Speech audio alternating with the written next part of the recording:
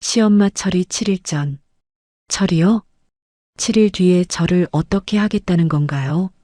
며느리 폰에 떠 있는 알람을 보고 저는 손이 떨렸습니다. 그날부터 며느리가 갑자기 친절해졌어요. 밥도 차려주고 약도 챙겨주고. 근데 그 약 처음 보는 약이었습니다. 7일. 저한테 남은 시간은 7일이었어요. 전 그 안에 진실을 알아내야 했습니다. 어디서 듣고 계신가요? 댓글로 함께 해주세요. 구독과 좋아요를 눌러주시면 저에게 큰 힘이 됩니다. 설거지를 하고 있었습니다. 저녁 식사 후 늘 하던 대로 그릇을 헹구고 있었습니다. 며느리 유진이는 거실 소파에 앉아 핸드폰을 보고 있었습니다. 평범한 저녁이었습니다. 15년 동안 반복된 아무 일도 없는 하루였습니다.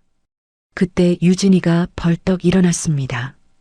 화장실 좀 다녀올게요. 핸드폰을 소파 위에 툭 던지고 갔습니다.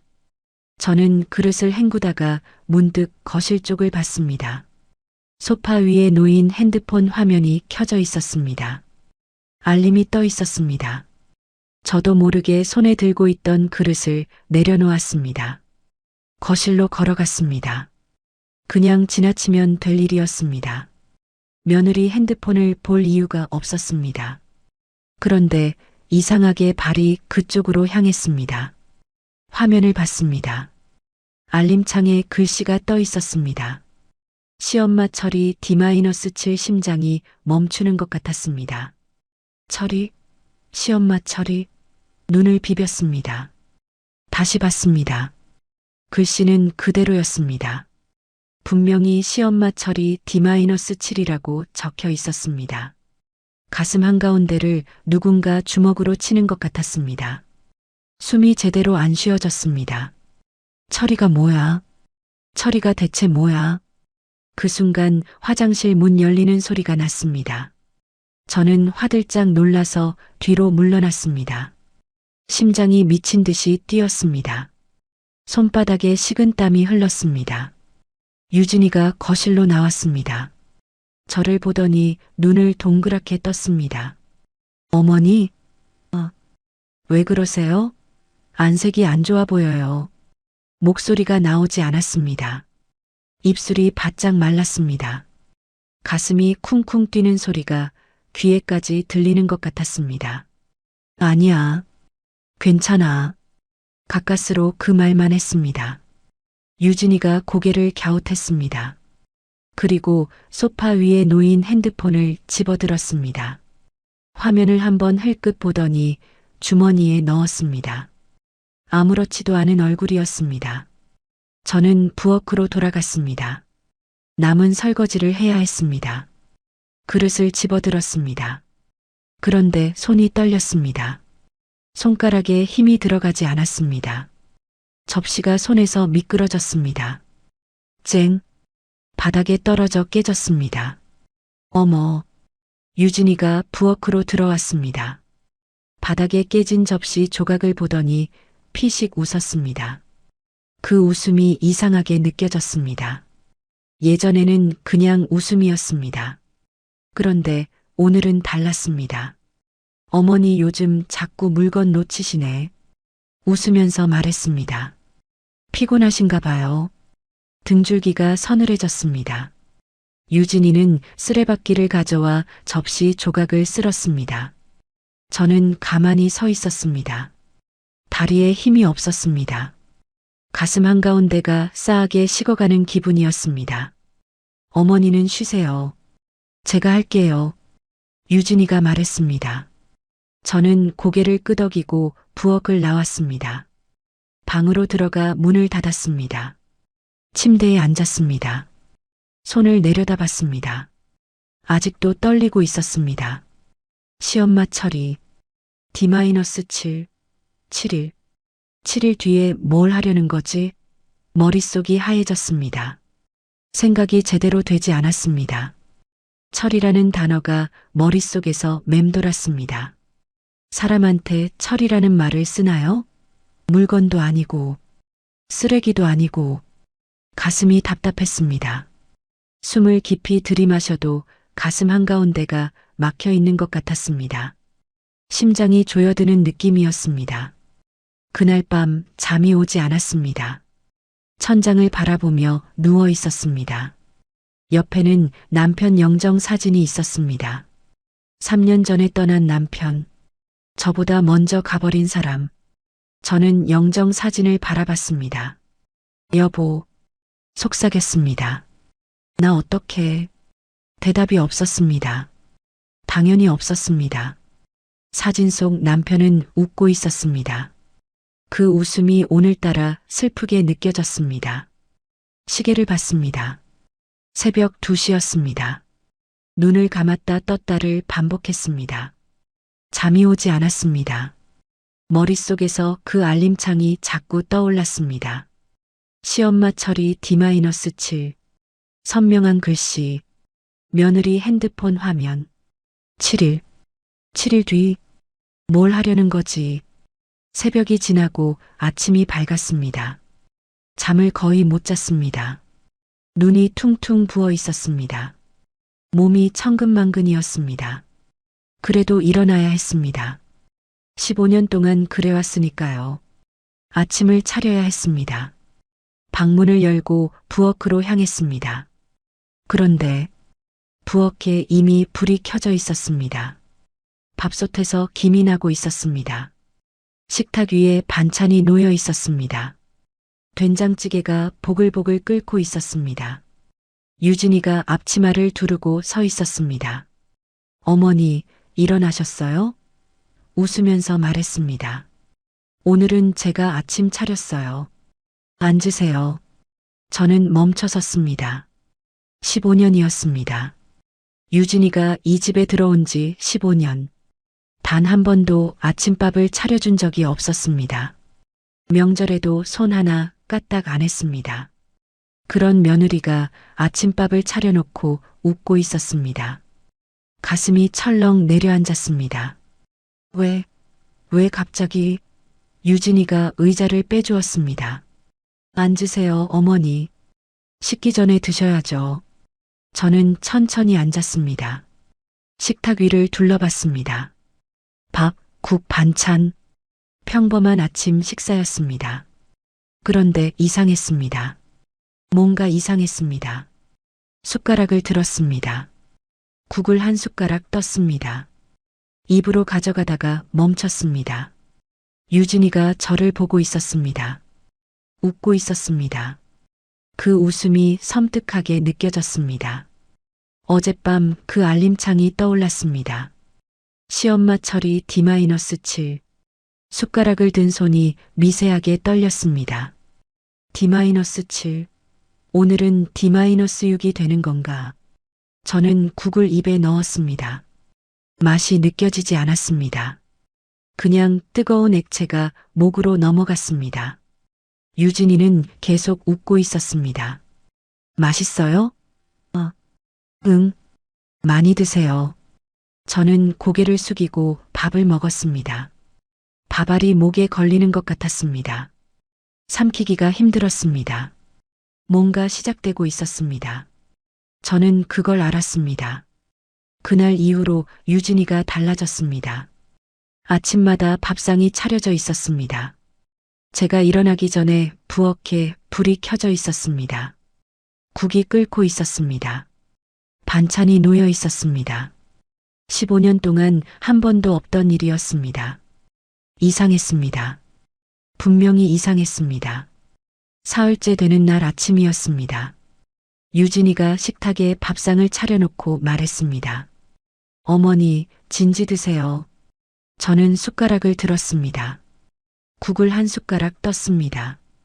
코끝에 냄새가 스쳤습니다. 이상한 냄새 같기도 하고 아닌 것 같기도 했습니다. 그냥 된장 냄새일 수도 있었습니다. 의심하는 게 맞는 건지 모르겠었습니다. 억지로 몇 숟가락 먹었습니다. 밥알이 목에 걸리는 것 같았습니다. 유진이는 맞은편에 앉아 저를 바라보고 있었습니다. 웃고 있었습니다. 맛있게 드시네요. 응, 어머니. 유진이가 뭔가 꺼내려는 듯 말을 멈췄습니다. 뭔데? 건강검진 예약해드렸어요. 숟가락을 든 손이 멈췄습니다. 뭐? 건강검진이요. 다음 주 월요일로 잡았어요. 저는 유진이를 바라봤습니다. 여전히 웃고 있었습니다. 친절한 웃음, 다정한 웃음. 그런데 그 웃음이 기분 나빴습니다. 내가 언제 부탁했어? 아드님이 걱정하시더라고요. 정훈이가? 네. 요즘 어머니가 깜빡깜빡 하신다고. 가슴이 철렁 내려앉았습니다. 깜빡깜빡? 내가? 무슨 소리야? 난 멀쩡해. 어머니, 그러시니까요. 유진이가 고개를 갸웃했습니다. 본인은 모르시는 거예요. 어제도 가스 안 끄셨잖아요. 내가 언제? 제가 퇴근하고 왔는데 가스불 켜져 있었어요. 냄비 타고 있었고요. 저는 입을 다물었습니다. 어제 저녁? 분명히 저는 가스를 껐습니다. 확인까지 했습니다. 틀림없었습니다. 그런데 유진이는 태연하게 말하고 있었습니다. 정훈 씨도 걱정하시더라고요. 그래서 검진 예약해드린 거예요. 목 안쪽이 바짝 말랐습니다. 밥을 더 먹을 수가 없었습니다. 숟가락을 내려놓고 방으로 들어갔습니다. 문을 닫고 핸드폰을 꺼냈습니다. 아들 정훈이에게 전화를 걸었습니다. 신호가 갔습니다. 여보세요? 정훈아. 엄마. 왜? 너 유진이한테 무슨 말 했어? 전화기 너머로 한숨소리가 들렸습니다. 엄마, 유진이 말이 맞아. 심장이 쿵 내려앉았습니다. 뭐? 요즘 엄마 좀 이상해. 내가 뭐가 이상해? 자꾸 같은 말 하시고 물건도 잃어버리시고. 내가 언제 같은 말을 했어? 엄마. 정훈이 목소리가 낮아졌습니다. 지난주에 전화했을 때 같은 얘기 3번 하셨어. 아버지 제사 날짜 물어보신 것도 3번이었고 말문이 막혔습니다. 그런 적 없었습니다. 분명히 없었습니다. 저는 아직 멀쩡했습니다. 기억도 똑똑했습니다. 그런데 아들은 제 말을 믿지 않았습니다. 엄마, 검진 한번 받아봐. 유진이가 좋은 대로 알아봤대. 정훈아. 응?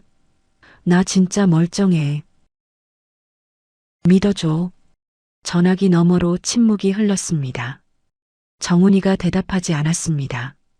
그 침묵이 칼로 가슴을 베는 것 같았습니다. 엄마, 일단 검진 받아봐. 별거 아닐 수도 있잖아. 나중에 또 전화할게. 뚝. 전화가 끊어졌습니다. 저는 핸드폰을 내려다봤습니다. 손이 덜덜 떨리고 있었습니다. 가슴 한가운데가 텅 빈 것 같았습니다. 아들마저 제 편이 아니었습니다. 며느리 말을 믿고 있었습니다. 눈앞이 아찔했습니다. 나를 치매 환자로 만들려는 건가? 그 생각이 머릿속을 스쳤습니다. 처음에는 말도 안 된다고 생각했습니다. 설마 그럴 리가. 그런데 자꾸 생각할수록 이상했습니다. 시엄마 철이 D-7. 그 알림창이 떠올랐습니다. 철이. 치매 환자로 만들어서 처리하려는 건가. 등줄기에 소름이 돋았습니다. 저는 방에서 나왔습니다. 유진이는 외출했는지 집이 조용했습니다. 거실을 둘러봤습니다. 평범한 거실이었습니다. 그런데 뭔가 찾아야 할 것 같았습니다. 증거, 뭐든. 서랍을 열어봤습니다. 거실 TV 아래 서랍이었습니다. 리모컨이 있었습니다. 건전지가 있었습니다.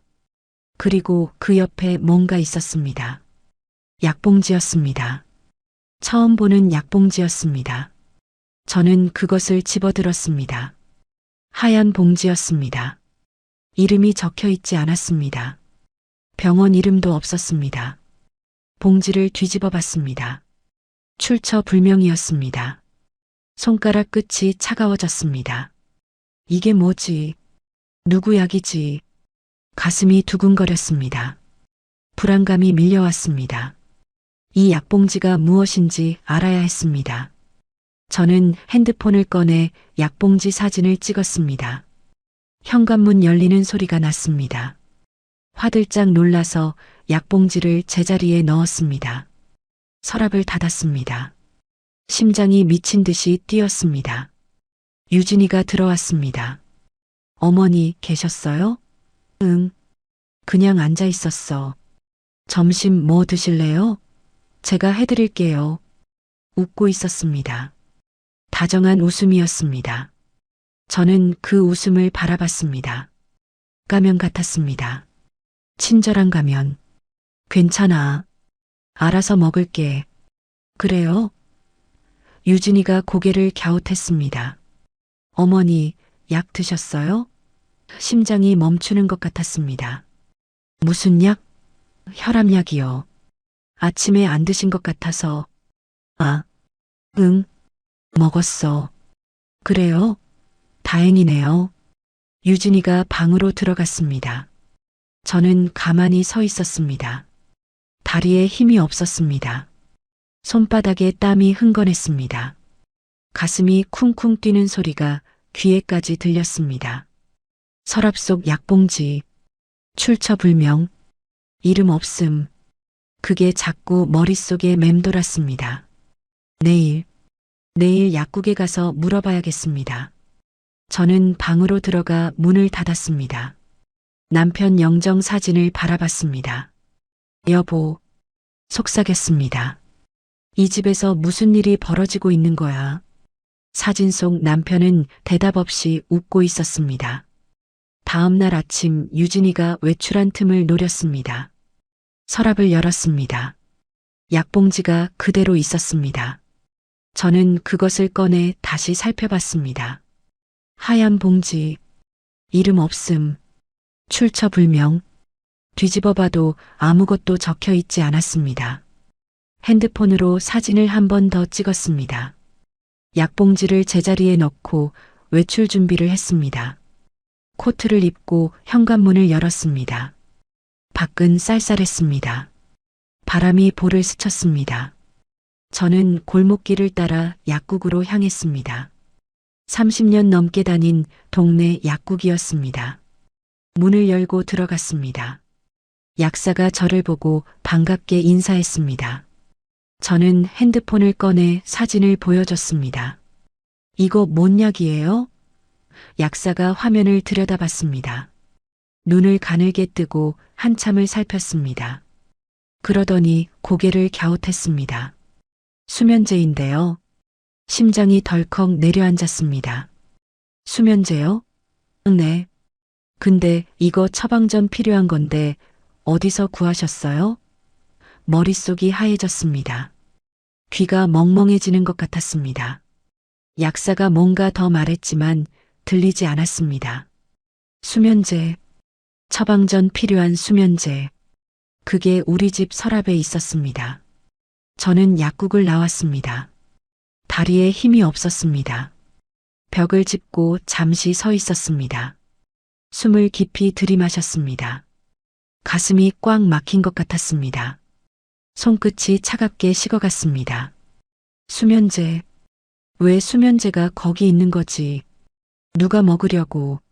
아니, 누구한테 먹이려고? 생각이 거기까지 미치자 다리가 후들거렸습니다. 온몸에서 힘이 빠져나가는 것 같았습니다. 저는 가까스로 집으로 돌아왔습니다. 현관문을 열었습니다. 유진이가 거실에 앉아 있었습니다. 언제 들어온 건지 모르겠습니다. 저를 보더니 웃었습니다. 그 웃음이 섬뜩하게 느껴졌습니다. 어머니, 어디 다녀오셨어요? 산책 좀. 요즘 자꾸 혼자 나가시네. 유진이가 고개를 갸웃했습니다. 위험한데. 목소리가 다정했습니다. 그런데 그 다정함이 칼날처럼 느껴졌습니다. 저는 아무 말 없이 방으로 들어갔습니다. 문을 닫고 침대에 앉았습니다. 심장이 아직도 쿵쿵 뛰고 있었습니다. 수면제, 처방전 필요한 수면제. 유진이가 저한테 먹이려는 건가? 그래서 아침밥을 차려주는 건가? 국에 넣으려고, 밥에 넣으려고 손이 떨렸습니다. 온몸이 떨렸습니다. 이게 현실인지 믿기지 않았습니다. 15년을 같이 산 며느리였습니다. 손자도 낳아준 며느리였습니다. 그런데 그 며느리가 저를 해치려 하고 있었습니다. 그날 저녁이었습니다. 명절 가족 모임이 있었습니다. 시댁 쪽 친척들이 모이는 자리였습니다. 저는 가고 싶지 않았습니다. 몸도 마음도 천근만근이었습니다. 그런데 안 갈 수가 없었습니다. 친척집에 도착했습니다. 거실에 사람들이 모여 있었습니다. 시누이, 시동생, 조카들. 오랜만에 보는 얼굴들이었습니다. 다들 반갑게 인사했습니다. 저도 억지로 웃으며 인사했습니다. 유진이가 제 옆에 앉았습니다. 음식이 나왔습니다. 다들 먹으면서 이야기를 나눴습니다. 평범한 가족 모임이었습니다. 그런데 저는 음식이 목으로 넘어가지 않았습니다. 불안감이 가슴 한가운데를 짓누르고 있었습니다. 그때였습니다. 유진이가 입을 열었습니다. 어머니가 요즘 좀 걱정이에요.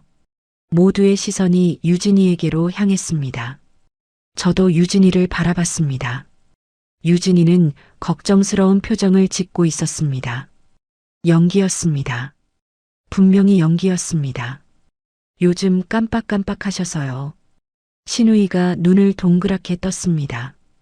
어머, 순자 언니 치매 아니야? 가슴이 철렁 내려앉았습니다. 치매라는 단어가 귀를 때렸습니다. 저는 고개를 저었습니다. 나 멀쩡해. 어머니, 또 그러세요. 유진이가 한숨을 쉬었습니다. 걱정스러운 한숨이었습니다. 연기였습니다. 다 연기였습니다. 그런데 아무도 그걸 모르는 것 같았습니다. 아까도 가스 안 끄셨잖아요. 내가 언제? 목소리가 높아졌습니다. 그런 적 없었습니다. 오늘 가스를 켠 적도 없었습니다. 그런데 유진이는 태연하게 거짓말을 하고 있었습니다. 친척들이 저를 바라봤습니다. 이상한 눈빛이었습니다. 안쓰러운 눈빛, 걱정스러운 눈빛, 그리고 그 안에 섞인 의심의 눈빛, 가슴이 무너져 내리는 것 같았습니다. 순자 언니 검사 한번 받아봐. 시누이가 말했습니다. 요즘 치매약 좋은 거 많대. 일찍 발견하면 괜찮아. 저는 입을 열었습니다. 뭔가 말하려고 했습니다. 그런데 말이 나오지 않았습니다. 목이 막혀 있었습니다. 눈앞이 흐려졌습니다. 아들 정훈이가 제 옆에 앉았습니다. 엄마, 좀 쉬어. 아들마저 저를 믿지 않았습니다. 저는 고개를 숙였습니다. 눈물이 날 것 같았습니다. 이를 악물었습니다. 여기서 울면 안 됐습니다. 울면 진짜 이상한 사람이 되는 것 같았습니다. 모임이 끝났습니다. 집으로 돌아가는 길이었습니다. 유진이가 앞서 걸었습니다. 저는 뒤를 따라 걸었습니다. 어깨가 무거웠습니다. 온몸이 천근만근이었습니다. 유진이가 핸드폰을 꺼냈습니다. 누군가에게 전화를 걸었습니다. 저는 몇 걸음 뒤에서 걷고 있었습니다. 유진이 목소리가 들렸습니다. 작은 목소리였습니다. 그런데 분명히 들렸습니다. 응, 예정대로 해. 심장이 멈추는 것 같았습니다. 예정대로. 무슨 예정? 유진이가 전화를 끊고 뒤를 돌아봤습니다. 저와 눈이 마주쳤습니다. 저는 재빨리 시선을 내렸습니다. 못 들은 척했습니다. 가슴이 쿵쿵 뛰었습니다. 어머니, 빨리 오세요. 춥잖아요. 유진이가 웃으며 말했습니다.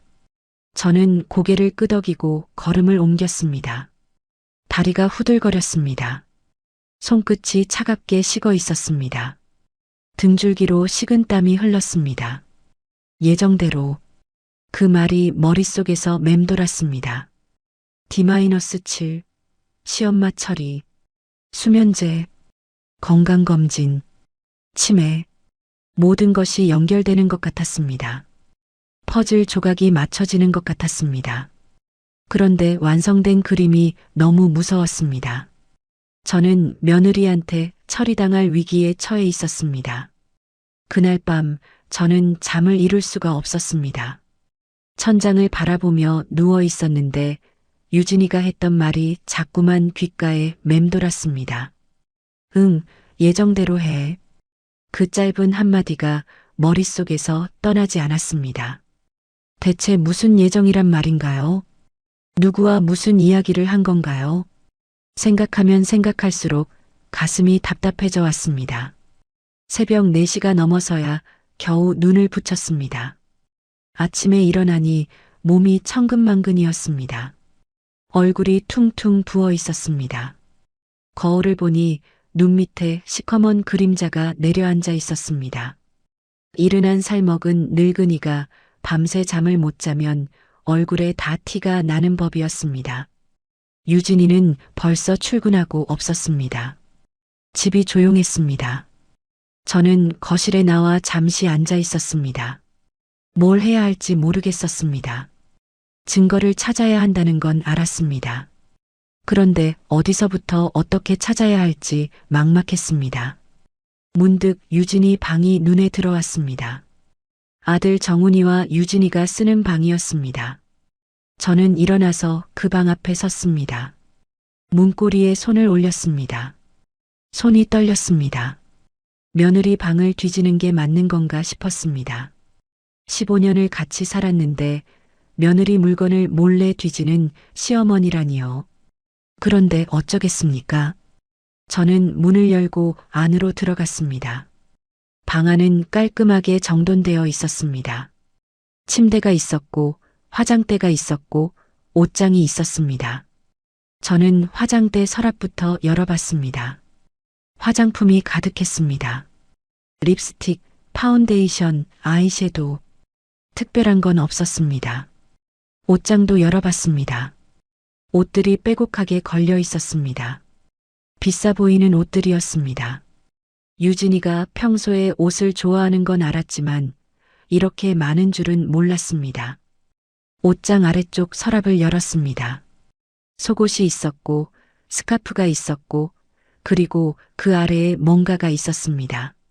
종이 한 장이었습니다. 저는 그것을 꺼내 들었습니다. 영수증이었습니다. 작은 글씨로 뭔가 적혀 있었습니다. 저는 눈을 가늘게 뜨고 읽어봤습니다.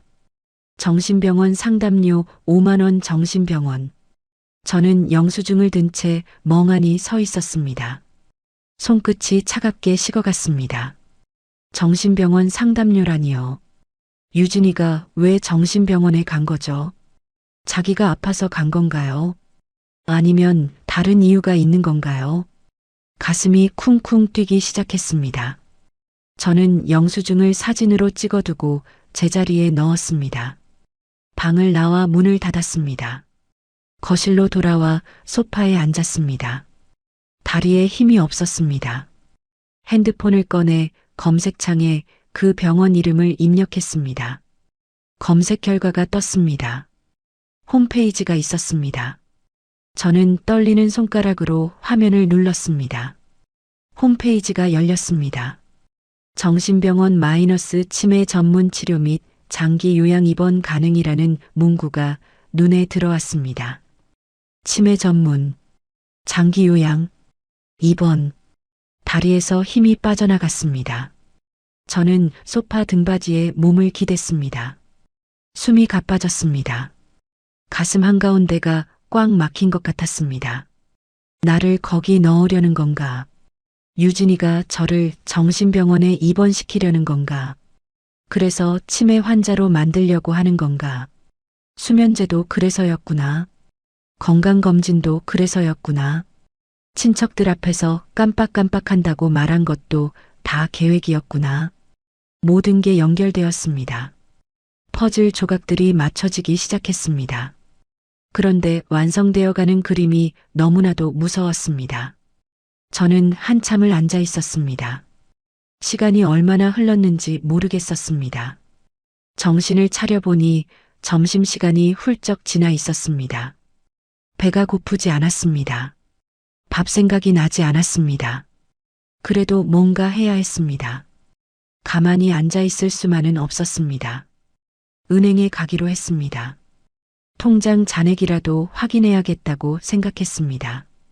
유진이가 뭔가 이상한 짓을 하고 있다면 돈 쪽에서 흔적이 있을지도 모른다고 생각했습니다. 외출 준비를 하고 집을 나섰습니다. 은행까지는 버스로 2정거장이었습니다. 버스를 타고 가면서 창밖을 바라봤습니다. 거리에는 사람들이 오가고 있었습니다. 평범한 오후였습니다. 그런데 저한테는 하나도 평범하지 않았습니다. 은행에 도착했습니다. 번호표를 뽑고 기다렸습니다. 제 차례가 되어 창구로 갔습니다. 젊은 직원이 저를 보며 웃었습니다. 어떻게 오셨어요? 통장 잔액 좀 확인하려고요. 직원이 신분증과 통장을 받아 컴퓨터를 살폈습니다. 화면을 보더니 잠시 멈췄습니다. 뭔가 이상한 게 있는 것 같았습니다. 고객님, 최근 6개월간 매달 300만 원씩 출금이 있으셨는데요. 심장이 덜컥 내려앉았습니다. 300만 원이요? 네. 여기 보시면요. 직원이 화면을 돌려서 보여줬습니다. 거래 내역이 쭉 나와 있었습니다. 매달 말일에 300만 원씩 출금되어 있었습니다. 6달이면 1,800만 원이었습니다. 이거 저 안 뺐는데요. 목소리가 떨렸습니다. 제가 안 뺐어요. 직원이 고개를 갸웃했습니다. 컴퓨터를 다시 살폈습니다. 대리인이 오셔서 출금하신 것 같은데요. 며느리분이시라고 하셨어요. 눈앞이 하얘졌습니다. 귀가 멍멍해졌습니다. 며느리. 유진이가 제 통장에서 돈을 빼간 겁니다. 제 허락도 없이, 저한테 한마디 말도 없이. 저는 창구 앞에서 말을 잇지 못했습니다. 입술이 바르르 떨렸습니다. 손이 떨려서 통장을 제대로 쥘 수가 없었습니다. 그리고요, 고객님. 직원이 조심스럽게 말을 이었습니다. 본인 명의 대출 2억도 있으신데요. 머릿속이 새하얘졌습니다. 대출 2억. 저는 대출을 받은 적이 없었습니다. 평생 대출이라는 걸 해본 적이 없었습니다. 그런데 제 이름으로 2억이 대출되어 있다니요. 서류 좀 볼 수 있을까요? 가까스로 그 말을 했습니다. 직원이 서류를 출력해 줬습니다. 저는 떨리는 손으로 서류를 받아들었습니다. 대출 서류였습니다. 맨 아래에 서명이 있었습니다. 박순자, 제 이름이었습니다. 그런데 그 서명은 제가 한 게 아니었습니다. 비슷하게 흉내낸 것 같았지만 제 글씨체가 아니었습니다. 위조였습니다. 누군가 제 서명을 위조해서 대출을 받은 겁니다. 저는 서류를 들고 한참을 서 있었습니다. 은행 안이 빙글빙글 도는 것 같았습니다. 현기증이 났습니다. 다리에 힘이 풀려서 옆에 있던 의자에 주저앉았습니다. 유진이가 한 짓이었습니다. 1,800만 원을 빼갔고 제 이름으로 2억을 대출받았습니다. 제가 모르는 사이에 벌어진 일이었습니다. 며느리가 시어머니 재산을 빼돌리고 있었습니다. 눈앞이 캄캄해졌습니다. 15년이었습니다. 15년을 같이 살았습니다. 손자도 봤습니다. 명절이면 같이 차례도 지냈습니다. 가족이라고 생각했습니다. 그런데 그 가족이 저를 상대로 이런 짓을 하고 있었습니다. 저는 가까스로 은행을 나왔습니다. 밖은 여전히 평범한 오후였습니다. 햇살이 쏟아지고 있었습니다. 사람들이 오가고 있었습니다. 그런데 저한테는 세상이 무너져 내린 것 같았습니다. 집으로 돌아가는 버스 안에서 저는 창밖만 바라봤습니다. 유진이 얼굴이 자꾸 떠올랐습니다. 웃는 얼굴, 다정한 얼굴. 어머니, 진지 드세요. 어머니, 건강검진 예약해드렸어요. 그 모든 게 다 거짓이었습니다. 가면이었습니다. 가슴 한가운데가 텅 빈 것 같았습니다. 집에 돌아와서도 한참 동안 현관에 서 있었습니다. 문을 열고 들어가는 게 무서웠습니다.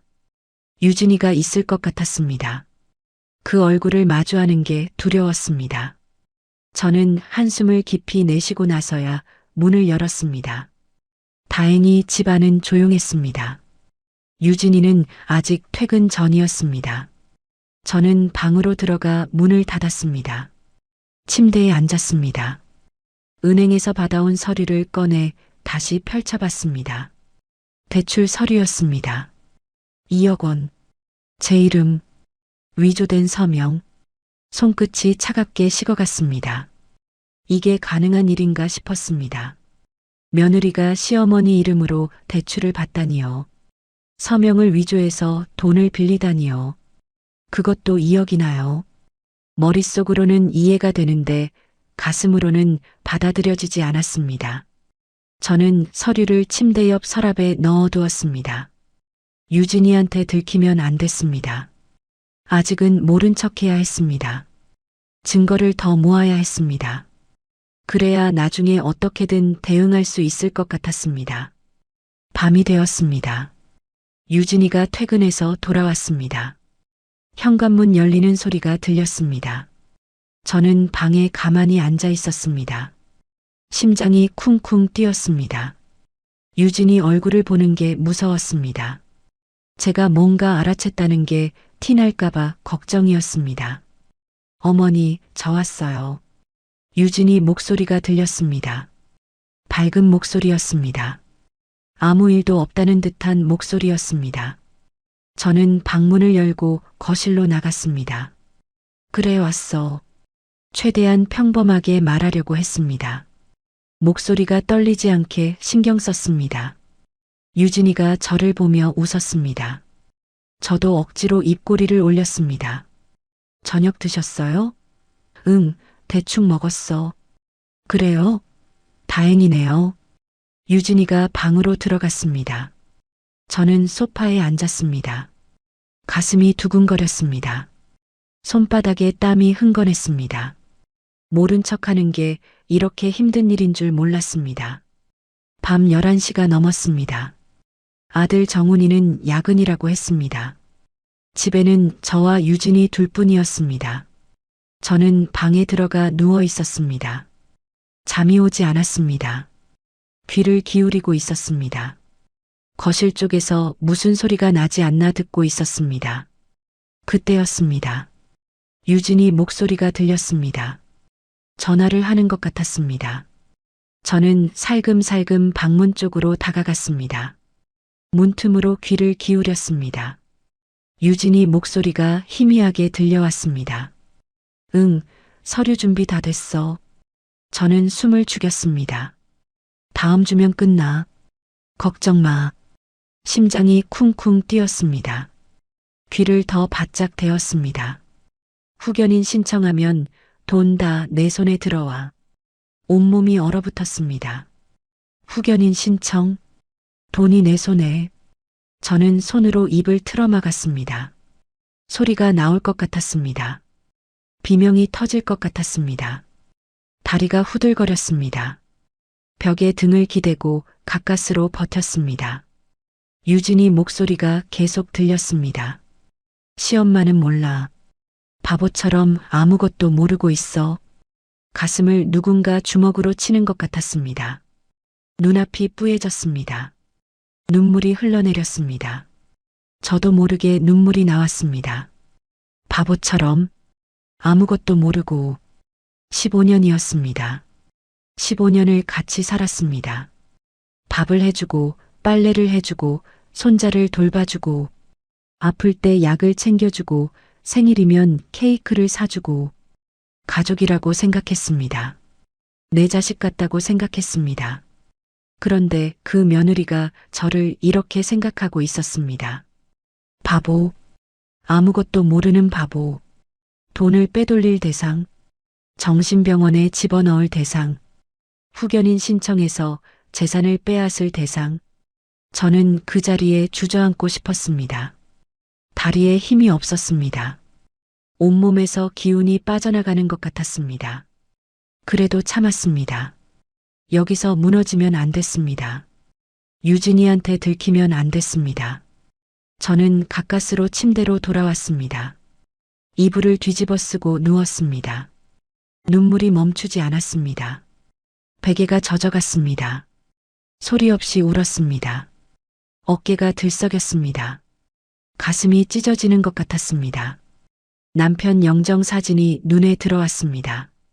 어둠 속에서 희미하게 보였습니다. 저는 영정 사진을 바라보며 속삭였습니다. 여보, 목소리가 갈라졌습니다. 이게 우리 며느리야. 우리가 그렇게 아끼던 며느리야. 대답이 없었습니다. 사진 속 남편은 웃고 있었습니다. 그 웃음이 너무나도 슬프게 느껴졌습니다. 당신은 좋겠다. 저는 중얼거렸습니다. 먼저 가서 이런 거 안 봐도 되니까. 눈물이 또 흘러내렸습니다.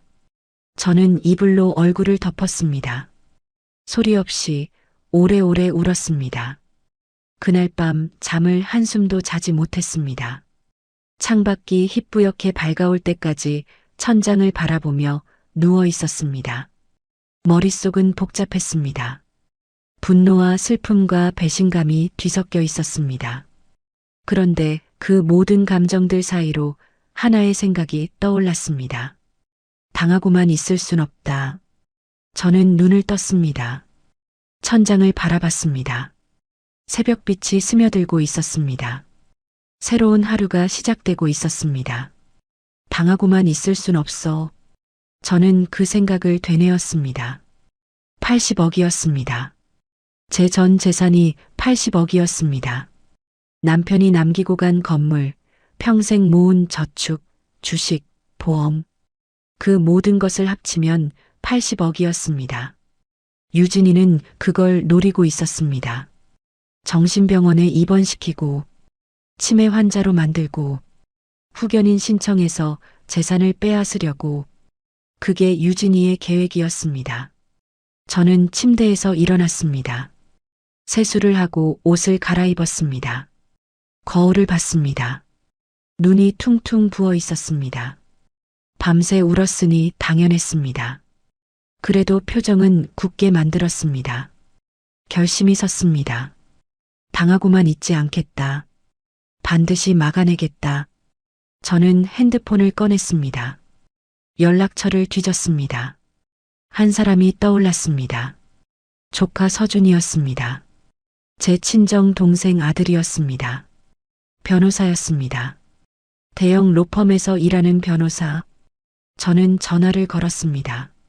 신호가 갔습니다. 3번 울리고 나서 전화가 연결되었습니다. 여보세요? 서준이 목소리였습니다. 오랜만에 듣는 목소리였습니다. 서준아. 고모. 오랜만이에요. 무슨 일이세요? 저는 잠시 망설였습니다. 어떻게 말해야 할지 몰랐습니다. 그런데 이대로 있을 수는 없었습니다. 서준아. 네, 고모. 고모 좀 도와줘. 서준이한테 전화를 끊고 나서 저는 한숨을 내쉬었습니다. 서준이가 내일 오후에 찾아오겠다고 했습니다. 일단 만나서 이야기를 듣고 싶다고 했습니다. 고모가 무슨 일인지 걱정된다고 했습니다. 그 말에 눈물이 핑 돌았습니다. 가족 중에 제 편이 되어줄 사람이 있다는 게 다행이었습니다. 그날 하루는 모른 척 연기를 해야 했습니다.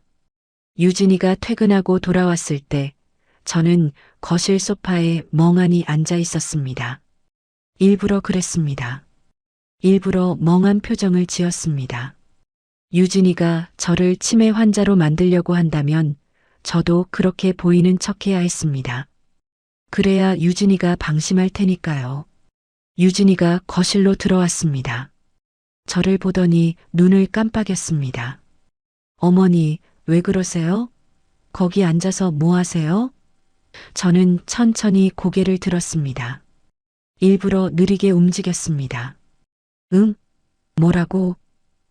유진이가 피식 웃었습니다. 그 웃음이 눈에 들어왔습니다. 비웃는 웃음이었습니다. 저를 한심하게 보는 웃음이었습니다. 가슴 한구석이 뜨겁게 달아올랐습니다. 분노였습니다. 그래도 참았습니다. 티를 내면 안 됐습니다. 아니에요. 아무것도 아니에요. 유진이가 방으로 들어갔습니다. 저는 소파에 앉아 유진이 방문이 닫히는 걸 지켜봤습니다. 손을 내려다봤습니다. 주먹이 꽉 쥐어져 있었습니다. 손톱이 손바닥을 파고들고 있었습니다. 다음 날 오후였습니다. 유진이가 외출했습니다. 미용실에 간다고 했습니다.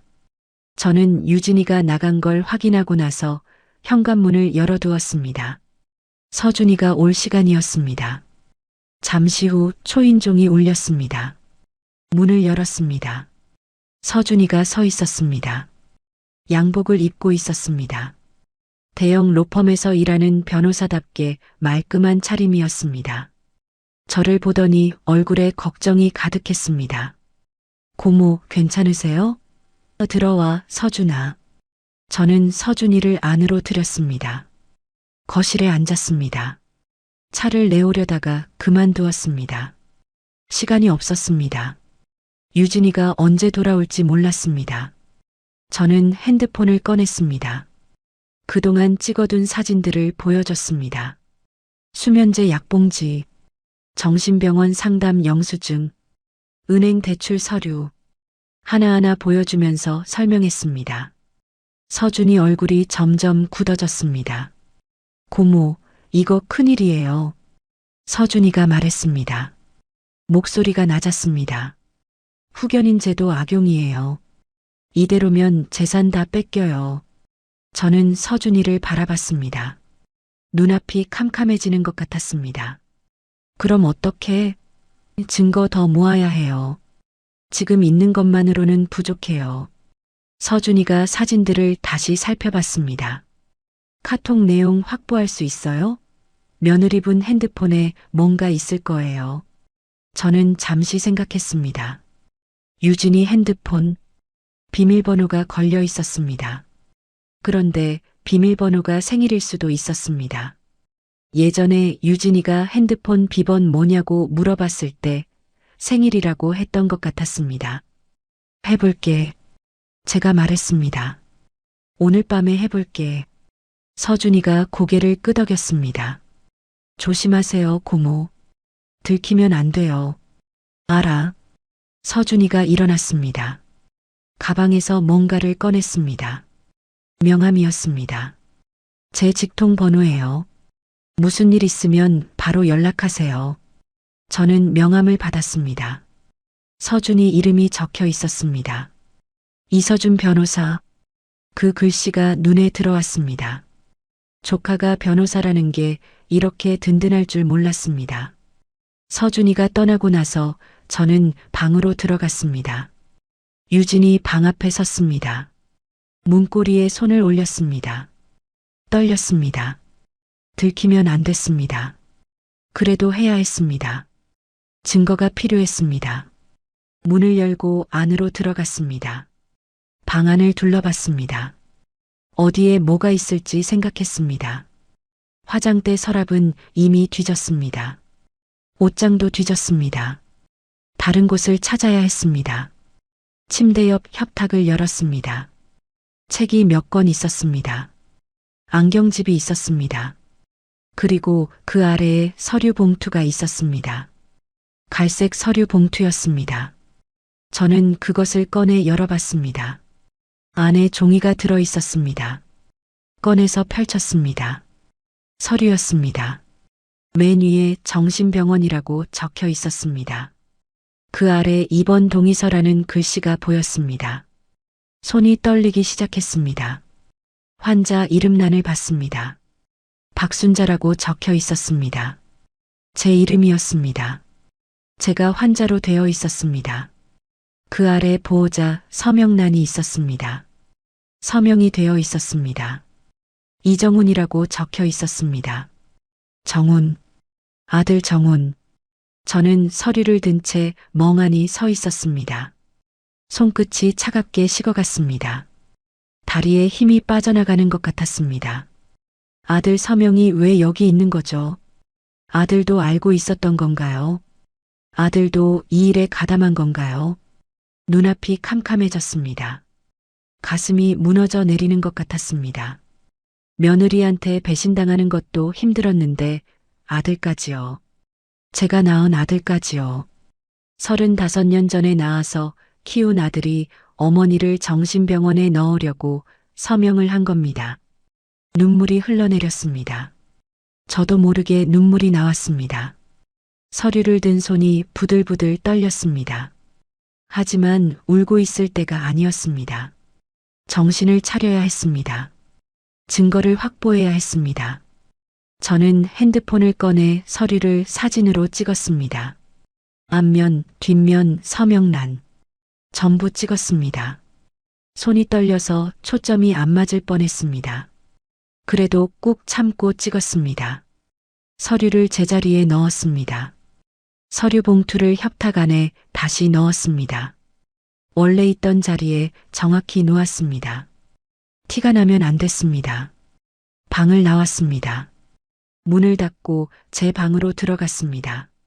침대에 털썩 주저앉았습니다. 숨이 가빴습니다. 심장이 미친 듯이 뛰고 있었습니다. 거울을 봤습니다. 제 얼굴이 비쳤습니다. 눈물 자국이 있었습니다. 눈이 빨갛게 충혈되어 있었습니다. 이른한 살 먹은 할머니가 울다 지친 얼굴을 하고 있었습니다. 그래도 해냈습니다. 증거를 찾았습니다.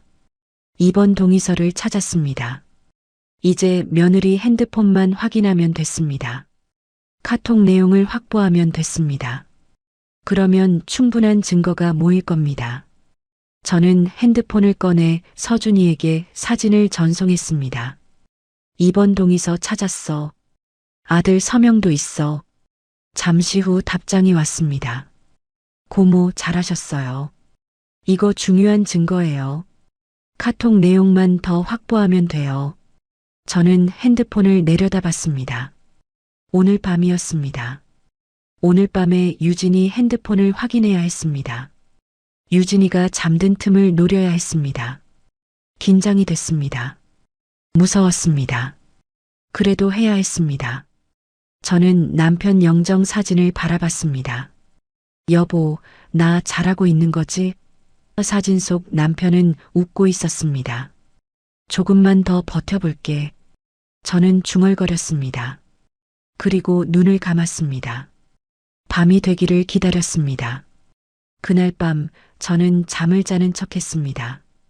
방에 불을 끄고 누워 있었습니다. 이불을 덮고 눈을 감고 있었지만 잠이 올 리가 없었습니다. 심장이 쿵쿵 뛰었습니다. 귀를 기울이고 있었습니다. 유진이가 잠드는 소리를 기다리고 있었습니다. 밤 11시가 넘었습니다. 거실에서 TV 소리가 들렸습니다. 유진이가 아직 안 잔 것 같았습니다. 저는 가만히 누워 있었습니다. 시계 초침 소리가 유난히 크게 들렸습니다. 시간이 너무 느리게 가는 것 같았습니다. 12시가 되었습니다.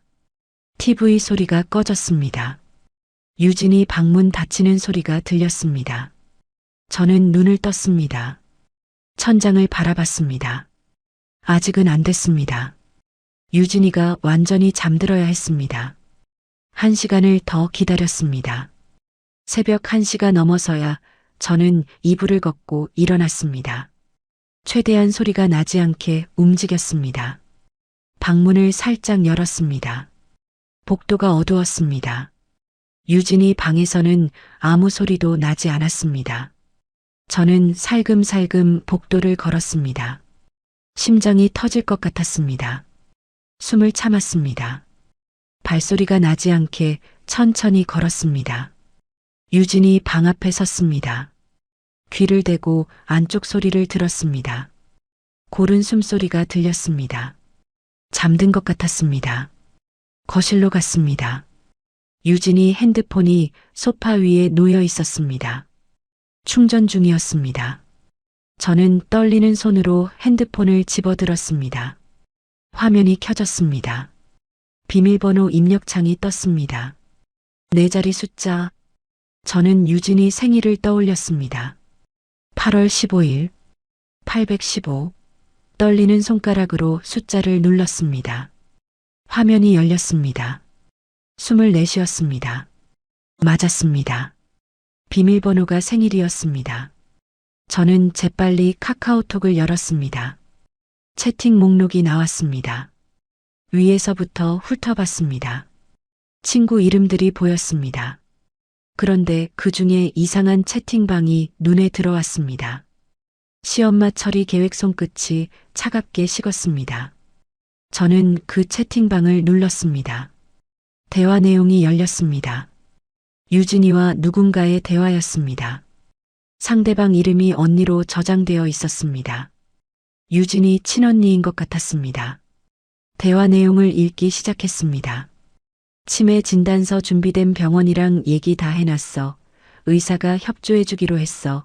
가슴이 쿵 내려앉았습니다. 병원이랑 짜고 친 거였습니다. 의사가 협조해주기로 했다니요. 저를 치매 환자로 만들기 위해 병원까지 매수한 겁니다. 더 읽었습니다. 이번 동의서 아들 서명 받음 정훈이가 해줬어? 응, 그놈 바보라서 시키는 대로 해. 키읔 역시 언니 눈앞이 흐려졌습니다. 눈물이 차올랐습니다. 정훈이가 해줬다고요. 제 아들이 거기 가담했다고요. 그리고 그 아들을 바보라고 부르고 있었습니다. 시키는 대로 한다고요. 제 며느리가 제 아들을 이렇게 생각하고 있었습니다. 더 내려갔습니다. 다음 주 목요일 입원 후견인 신청서도 제출할게. 돈 들어오면 반반 나누자. 당연하지. 언니 손이 부들부들 떨렸습니다. 반반 나누자. 제 재산을 반반 나눠 갖겠다는 겁니다. 80억을 둘이서 40억씩 가져가겠다는 겁니다. 시어머니를 정신병원에 쳐넣고 재산을 빼앗아서 자기들끼리 나눠 갖겠다는 겁니다. 저는 핸드폰 화면을 캡처하기 시작했습니다. 손이 떨려서 힘들었습니다. 그래도 꾹 참았습니다. 대화 내용을 처음부터 끝까지 캡처했습니다. 스크롤을 올려가며 전부 찍었습니다. 중요한 부분은 여러 번 찍었습니다. 그때였습니다. 유진이 방에서 소리가 났습니다. 이불 스치는 소리 같았습니다. 저는 화들짝 놀랐습니다. 심장이 멎는 것 같았습니다. 재빨리 핸드폰을 원래 자리에 놓았습니다. 충전기에 꽂았습니다. 살금살금 제 방으로 돌아왔습니다. 문을 닫고 침대에 누웠습니다. 이불을 덮었습니다. 심장이 미친 듯이 뛰었습니다. 숨이 가빴습니다. 천장을 바라보며 숨을 고르려고 했습니다. 발소리가 들렸습니다. 유진이가 화장실에 가는 것 같았습니다. 변기 물 내리는 소리가 났습니다. 그리고 다시 방으로 들어가는 발소리, 문 닫히는 소리. 저는 한숨을 내쉬었습니다. 들키지 않았습니다. 저는 핸드폰을 꺼냈습니다. 캡처한 사진들을 확인했습니다. 다 있었습니다. 대화 내용이 전부 담겨 있었습니다. 시엄마 처리 계획 채팅방 내용이 고스란히 찍혀 있었습니다. 저는 사진들을 서준이에게 전송했습니다. 이거 봐, 카톡 내용이야. 전부 캡처했어. 새벽이었지만 서준이에게서 바로 답장이 왔습니다. 고모, 이거면 돼요. 결정적 증거예요. 내일 당장 만나요. 저는 핸드폰을 내려놓았습니다. 천장을 바라봤습니다. 눈물이 흘러내렸습니다. 이제 증거가 모였습니다. 며느리가 저한테 무슨 짓을 하려고 했는지 전부 밝혀졌습니다. 그런데 기쁘지 않았습니다. 슬펐습니다. 너무나도 슬펐습니다. 15년이었습니다. 15년을 같이 살았습니다. 아침마다 밥을 해줬습니다. 손자가 아플 때 밤새 안고 있었습니다. 명절이면 같이 차례를 지냈습니다. 가족이라고 생각했습니다. 식구라고 생각했습니다. 그런데 그게 다 저한테만 그랬던 겁니다. 유진이한테 저는 가족이 아니었습니다. 돈이었습니다. 80억짜리 돈주머니였습니다. 처리해야 할 대상이었습니다. 정신병원에 넣어버릴 노인네였습니다. 눈물이 멈추지 않았습니다. 베개가 젖어갔습니다. 저는 소리 없이 울었습니다. 어깨가 들썩였습니다. 가슴이 찢어지는 것 같았습니다. 남편 영정 사진을 바라봤습니다. 어둠 속에서 희미하게 보였습니다. 여보, 저는 속삭였습니다. 내가 해냈어. 증거 다 모았어. 이제 끝낼 수 있어.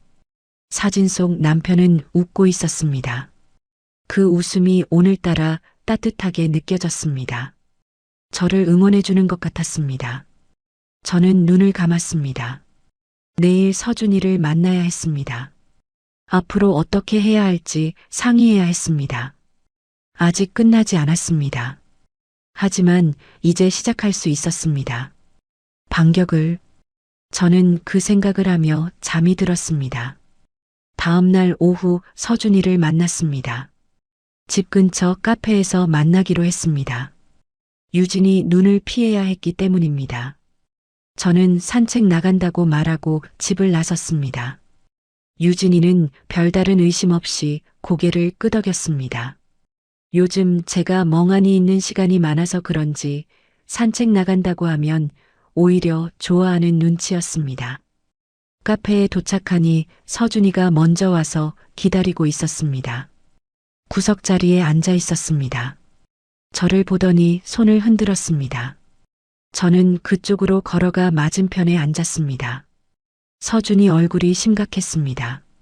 고모, 어젯밤에 보내주신 거 다 확인했어요. 서준이가 말했습니다. 목소리가 낮았습니다. 이건 완전 범죄예요. 사기죄, 문서 위조죄, 횡령죄. 다 해당돼요. 저는 고개를 끄덕였습니다. 예상했던 말이었습니다. 그래도 막상 들으니 가슴이 무거워졌습니다. 그럼 어떻게 해야 해? 증거는 충분해요. 근데 한 가지 더 있으면 좋겠어요. 서준이가 핸드폰을 꺼내 뭔가를 보여줬습니다. 어젯밤 제가 보낸 카톡 캡처 화면이었습니다. 여기 보면 병원이랑 짜고 쳤다는 내용이 있잖아요. 의사가 협조해주기로 했다고. 응, 그랬어. 이 부분을 직접 녹음으로 받아내면 확실해요. 며느리분 입에서 직접 나온 말이면 법정에서 더 강력한 증거가 돼요. 저는 잠시 생각했습니다. 녹음이라. 유진이한테 직접 말을 시켜서 녹음하라는 거였습니다. 위험했습니다. 들키면 모든 게 물거품이 될 수 있었습니다. 그래도 해야 했습니다. 어떻게 하면 될까? 고모가 먼저 말을 꺼내세요. 치매 검사 받겠다고. 병원 가겠다고. 그러면 며느리분이 좋아하면서 이것저것 설명할 거예요. 그때 녹음하는 거예요. 서준이가 구체적으로 설명해 줬습니다. 어떤 질문을 해야 하는지, 어떤 대답을 유도해야 하는지. 저는 고개를 끄덕이며 들었습니다. 긴장이 됐습니다. 제가 연기를 잘할 수 있을지 걱정이었습니다. 고모 할 수 있으시겠어요? 서준이가 걱정스러운 눈으로 물었습니다. 해야지. 저는 대답했습니다. 여기까지 왔는데 못할 게 뭐 있어. 집으로 돌아왔습니다. 유진이가 거실에서 TV를 보고 있었습니다. 저는 신발을 벗으며 심호흡을 했습니다. 떨리면 안 됐습니다. 자연스러워야 했습니다. 저는 거실로 들어가 유진이 옆에 앉았습니다. 유진이가 저를 쳐다봤습니다. 산책 다녀오셨어요? 응. 저는 잠시 뜸을 들였습니다. 그리고 천천히 입을 열었습니다. 유진아. 네. 나 요즘 진짜 머리가 안 좋은 것 같아. 유진이 눈이 반짝였습니다. 미세한 변화였지만 저는 놓치지 않았습니다.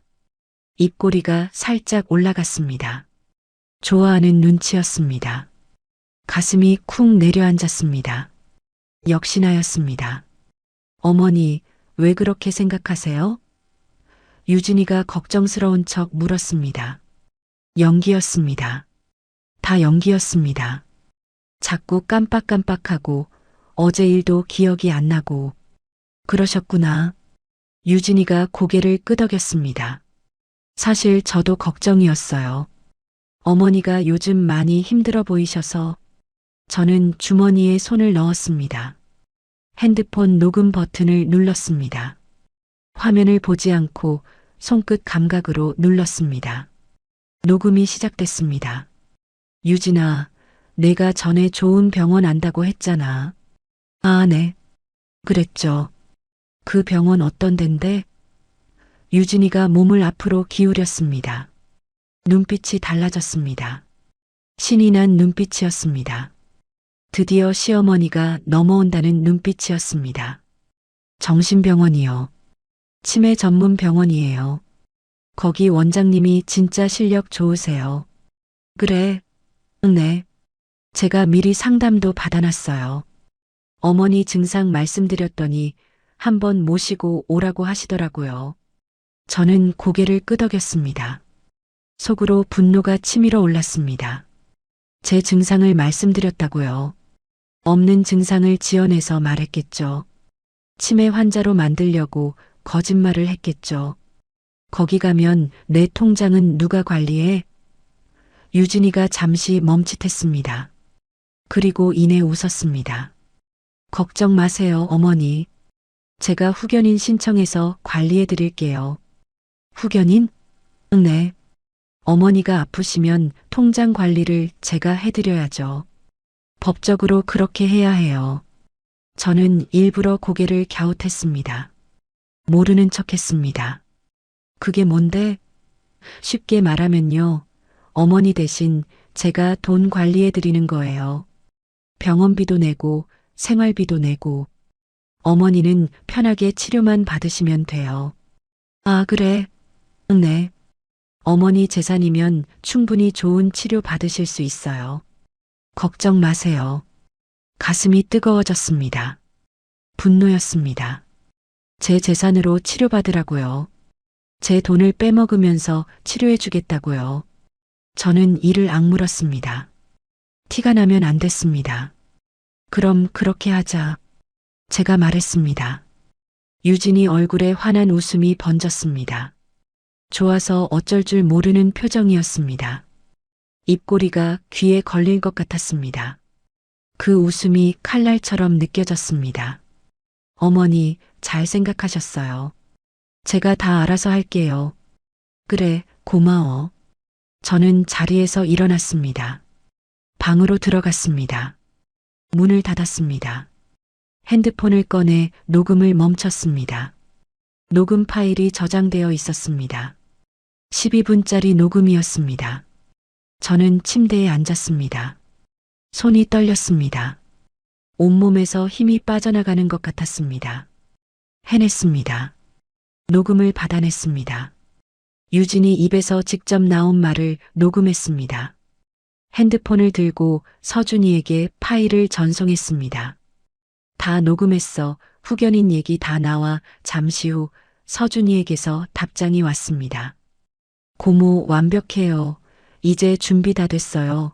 다음 주 목요일이 입원 예정일이죠? 그날 끝내요. 저는 핸드폰을 내려다봤습니다. 다음 주 목요일. 유진이가 저를 정신병원에 입원시키려던 날.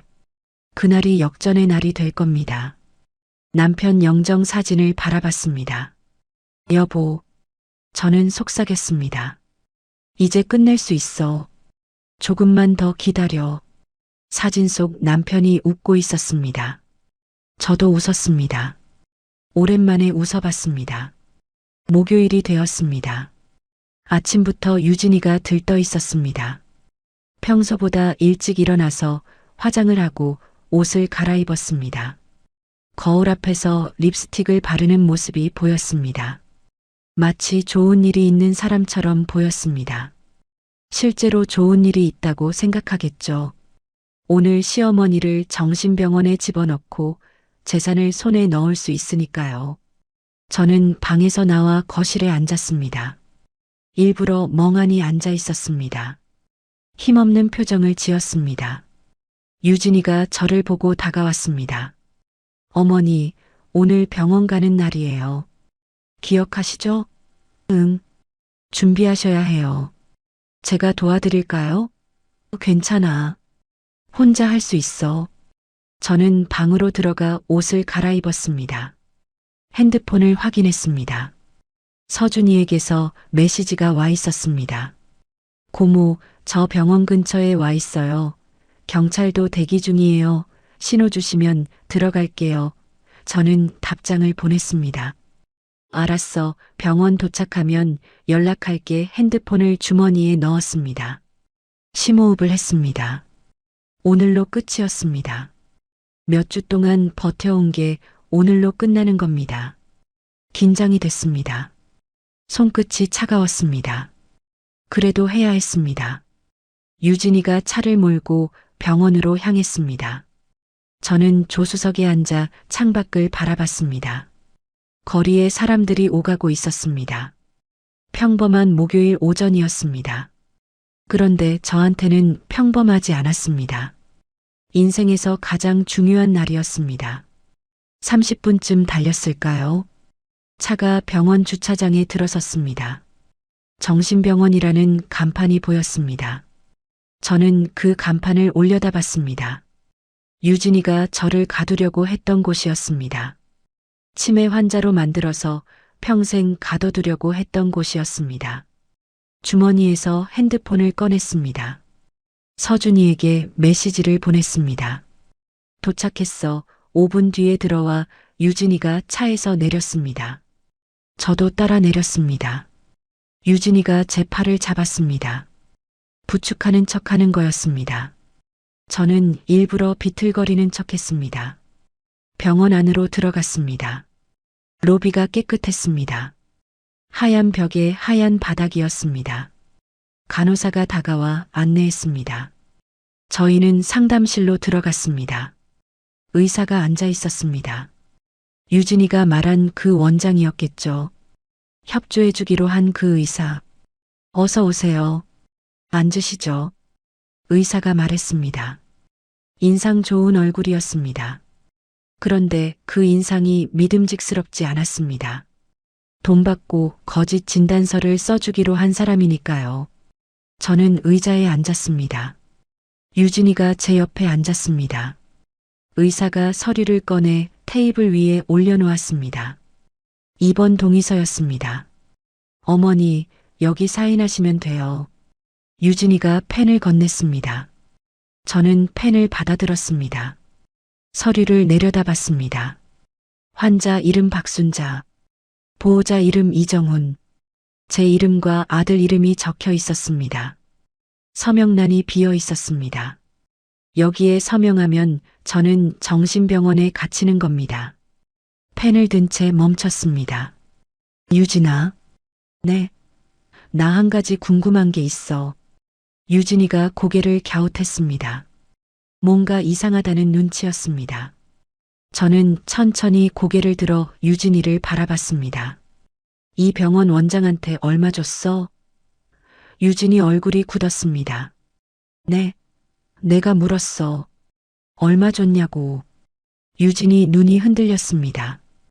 당황한 눈빛이었습니다. 입술이 파르르 떨렸습니다. 의사도 표정이 굳어졌습니다. 어머니, 무슨 말씀이세요? 모르는 척하지 마. 저는 펜을 테이블 위에 내려놓았습니다. 천천히 일어섰습니다. 유진이를 내려다봤습니다. 다 알아. 뭐요? 내가 뭘 하려고 했는지 다 알아. 유진이 얼굴이 하얗게 질렸습니다. 그 순간 상담실 문이 열렸습니다. 서준이가 들어왔습니다.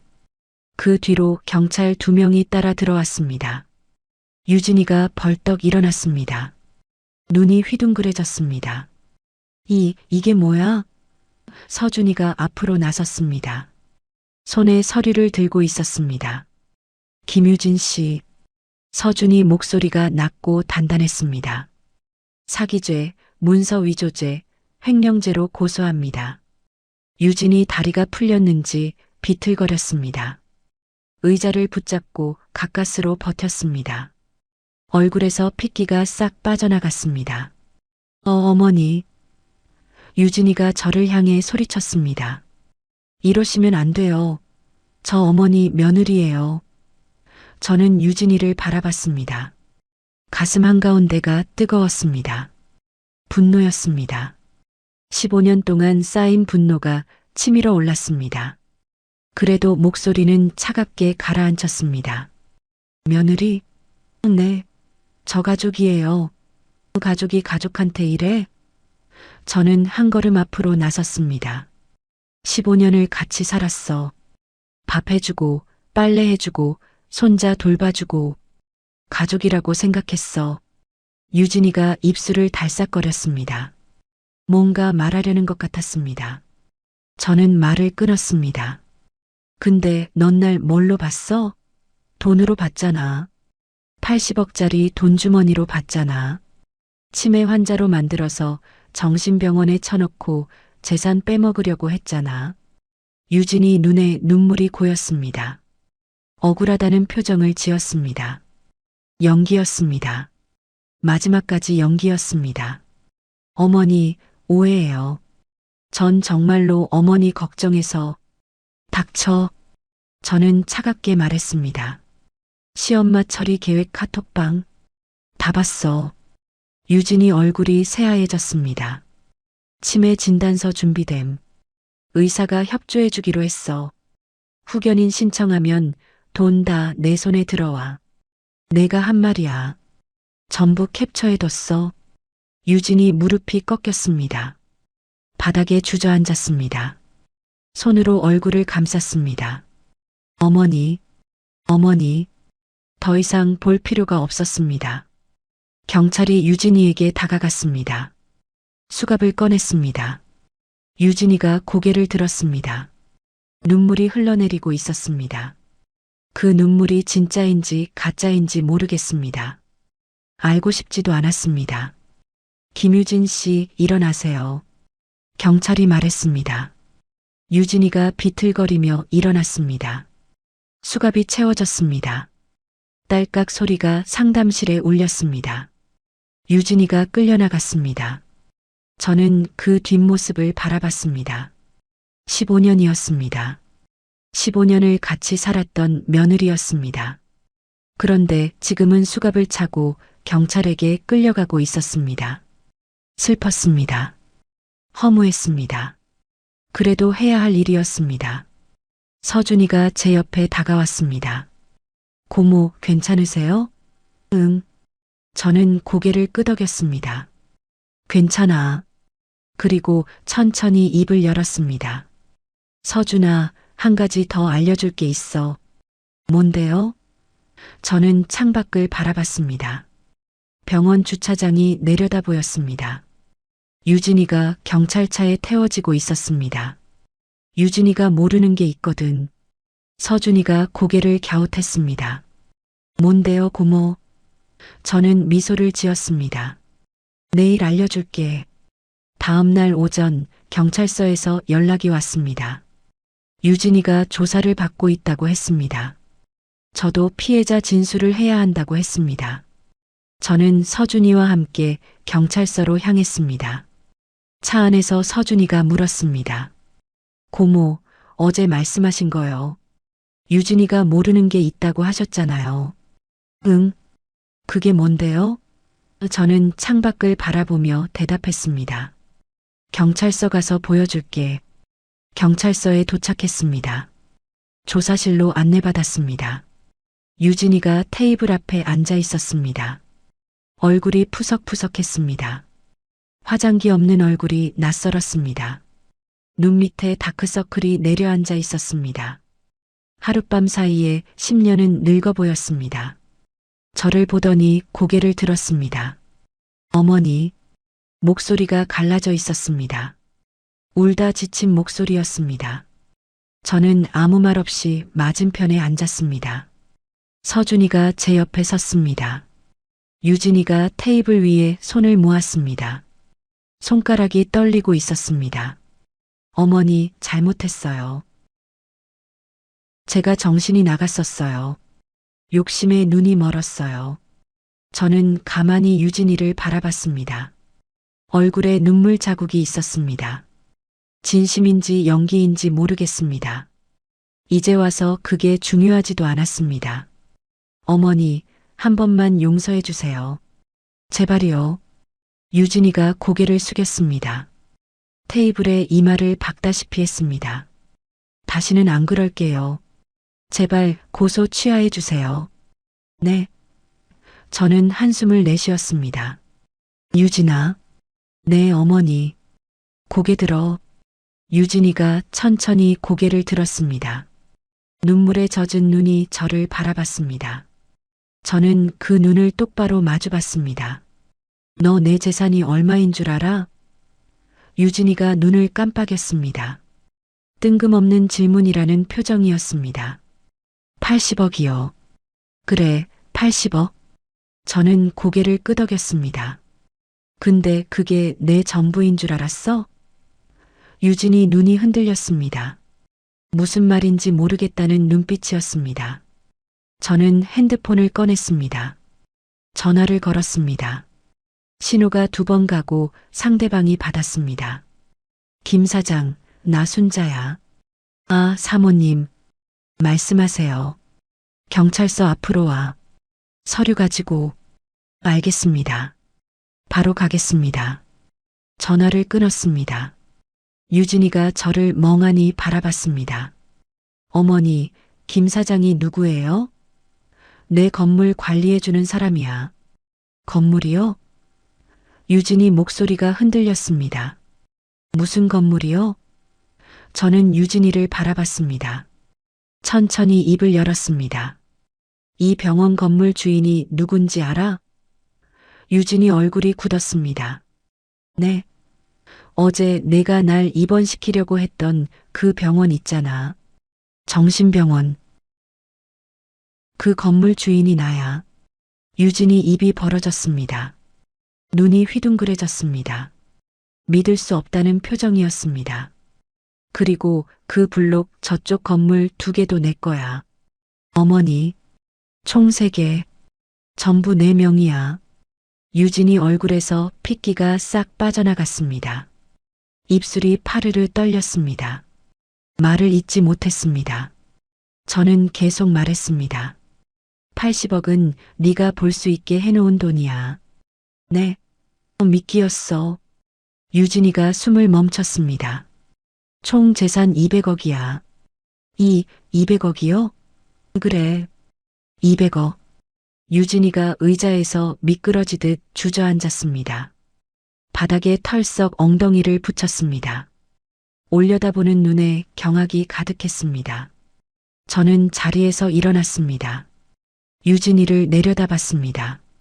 바닥에 주저앉아 저를 올려다보는 며느리. 그렇게 당당하던 사람이 바닥에 앉아 있었습니다. 그렇게 기세등등하던 사람이 벌벌 떨고 있었습니다. 너 나를 만만하게 봤지? 늙은 시어머니. 치매 걸린 것 같은 할머니. 쉽게 속일 수 있을 줄 알았지? 유진이가 고개를 숙였습니다. 어깨가 들썩였습니다. 울고 있는 것 같았습니다. 어머니, 저는 15년이야. 저는 말했습니다. 15년 동안 가족이라고 생각했어. 내 자식 같다고 생각했어. 밥 해주고, 빨래 해주고, 아플 때 간호해주고. 진심이었어. 유진이 어깨가 더 크게 떨렸습니다. 근데 넌 그 15년 동안 뭘 했어? 내 돈 빼먹을 궁리만 했잖아. 내 재산 빼앗을 궁리만 했잖아. 나를 정신병원에 쳐넣고 돈 챙길 궁리만 했잖아. 잘못했어요, 어머니. 늦었어. 저는 차갑게 말했습니다. 용서 같은 거 없어. 그때 조사실 문이 열렸습니다. 아들 정훈이가 들어왔습니다. 얼굴이 창백했습니다. 눈이 충혈되어 있었습니다. 밤새 잠을 못 잔 것 같았습니다. 저를 보더니 달려왔습니다. 엄마, 이게 무슨 일이야? 저는 아들을 바라봤습니다. 가슴이 아팠습니다. 제가 낳은 아들이었습니다. 35년 전에 낳아서 젖 먹여 키운 아들이었습니다. 그 아들이 며느리한테 속아서 입원 동의서에 서명했습니다. 엄마, 나 진짜 몰랐어. 정훈이가 말했습니다. 목소리가 떨렸습니다. 유진이가 엄마 건강 걱정해서 그런다고 해서 나 진짜 그런 줄 알았어. 엄마 믿어줘. 나 정말 몰랐어. 저는 아들을 바라봤습니다. 눈물이 핑 돌았습니다. 아들이 며느리한테 속은 거라는 건 알았습니다. 서준이가 카톡 내용을 보여줬을 때 알았습니다. 정훈이가 해줬어? 그놈 바보라서 시키는 대로 해. 아들은 바보 취급당하면서 이용당한 겁니다. 정훈아. 응, 엄마. 나는 알아. 내가 모르고 한 거라는 거 나는 알아. 정훈이 눈에서 눈물이 흘러내렸습니다. 무릎을 꿇었습니다. 엄마, 미안해. 저는 아들 머리를 바라봤습니다. 손을 뻗어 머리를 쓰다듬어 줬습니다. 대신, 응? 이혼해. 정훈이가 고개를 들었습니다. 눈물에 젖은 눈으로 저를 바라봤습니다. 그리고 천천히 고개를 끄덕였습니다. 알겠어, 엄마. 경찰이 유진이를 데려갔습니다. 유진이가 끌려나가면서 저를 돌아봤습니다. 눈물범벅이 된 얼굴이었습니다. 입이 달싹거렸습니다. 뭔가 말하려는 것 같았습니다. 저는 외면했습니다. 더 이상 볼 필요가 없었습니다. 일주일 뒤였습니다. 유진이는 구속 기소되었습니다. 사기죄, 문서 위조죄, 횡령죄 전부 인정되었습니다. 병원 원장도 함께 조사받았습니다. 공모 혐의가 인정되었습니다. 정훈이는 이혼 절차를 밟았습니다. 힘들어했습니다. 15년을 같이 산 아내였으니까요. 그래도 해야 할 일이었습니다. 저는 아들 옆에서 묵묵히 지켜봤습니다. 어느 날 오후였습니다. 저는 손녀와 함께 공원을 산책했습니다. 손녀 손을 잡고 천천히 걸었습니다. 햇살이 따뜻했습니다. 바람이 볼을 스쳤습니다. 오랜만에 편안한 기분이었습니다. 손녀가 저를 올려다봤습니다. 할머니, 응? 할머니, 행복해요? 저는 손녀를 바라봤습니다.